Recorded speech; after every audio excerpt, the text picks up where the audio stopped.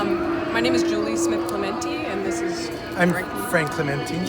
And we have worked together for 30 years and recently started our own architectural and design practice called Smith-Clementi. And so this was a really welcome kind of piece of time that really didn't have to do with business, but, Right. but the actual art, the part of creating that we really enjoyed.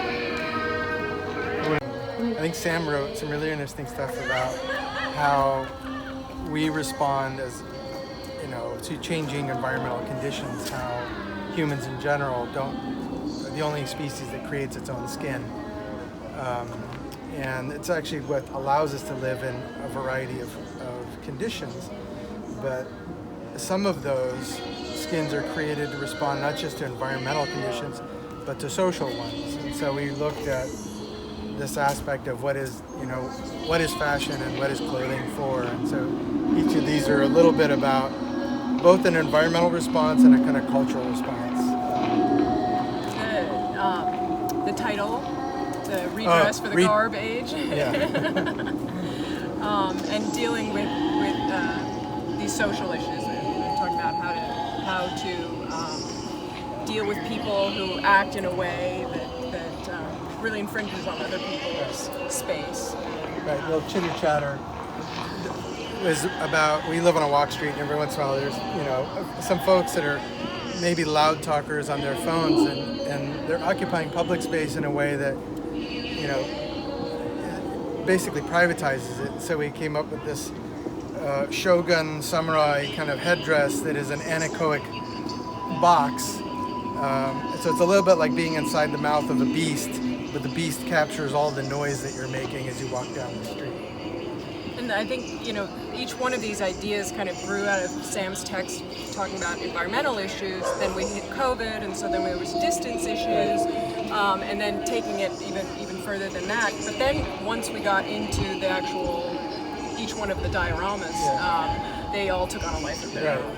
Yeah, there's interesting. There's threads that tie them together that come from pop culture and come from mythology. Like there's references to the dual roles of Athena and Aphrodite in terms of how women have power, and then there's questions of mashups of popular culture, both in terms of high Japanese art and popular Japanese art, and high American art and low American art, and then they start crossbreeding, which is actually kind of interesting if you think of how fashion works. Like a handbag informs a pair of shoes, or informs a response in a different culture. It was actually, the process was amazing because it let us watch them each take on a life of their own. We've been creating for a long time now in our careers, and it's still great to see the piece always take on a life of its own. You actually have way less control than you think you do, which is great. I'm Yara Ferraglia. And I'm Vivian Antmati. And we're doing right here the Belonging piece, which is part of the LA Forum exhibition of 2020. And it has been like a drive-through through different... So we were assigned to Terry's Wolverton text, and she's writing about how she came to LA for the Woman Building and looking for a sense of community. And we thought that we were also looking for a community by coming to LA. So we actually wanted to represent that in our piece. And since COVID happened and the exhibition team was so creative in rethinking the whole format of the exhibition, so today we have a drive-in exhibition where you basically come with your car and you stay in your car and you just drive in and you look at two pieces. So one is by Yvonne, and you will see it straight in front of you, and the other one on the left on the corner of the wall is an immersive video of Amal, a young woman driving through different neighborhoods in LA, recreating this sense of belonging, of trying to find your community within LA, the queer community.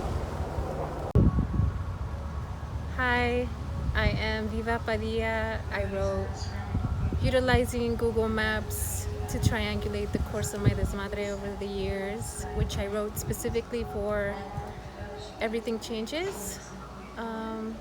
It's been,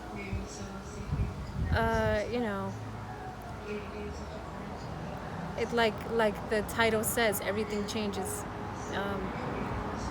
my original idea was to go on a trip through Huntington Park and South Central and places that I grew up around, and write a piece that way. But because of the pandemic, I just kind of came up with a different plan and decided to go for a drive and write this new piece that is being presented now.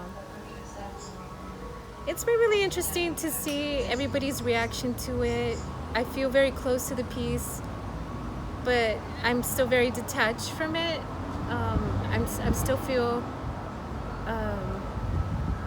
like it exists outside of me. So for me, writing the piece was kind of like a moment of letting go of a lot of things, and even letting go of the poem, of letting go of the text. And it's been interesting to see everybody else's reaction to it and their responses to it. Like Lorena did these beautiful memorial vases, and Cameron did a ambiance track.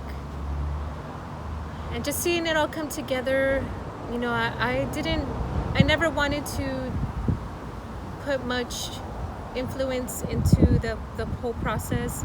I just wanted to do my part and just kind of let it go and let it be its own thing. So it's been just funny, I guess, to see people care about the piece and listen to the words and connect with it and find some honesty and some truth in it, which I never thought. When I wrote it, I didn't think about any of that, and it's kind of weird. But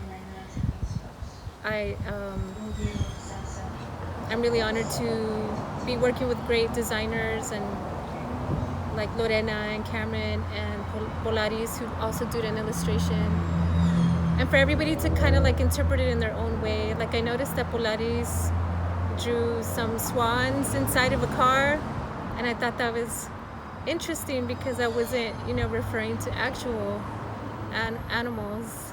I was referring to a gang, and to take something and beautify it or make it surreal, I think is really cool. So yeah, it's been really fun, just kind of coming up with something and then just letting it be and letting people do whatever they want with it. I like that was the best takeaway for me, to just kind of like let it go free and let it do its own thing. So thank you, LA Forum, for having me on. Thank you, Nina and Wendy, for being awesome. Thank you, Lorena, Polaris, Cameron. I really enjoyed the whole process.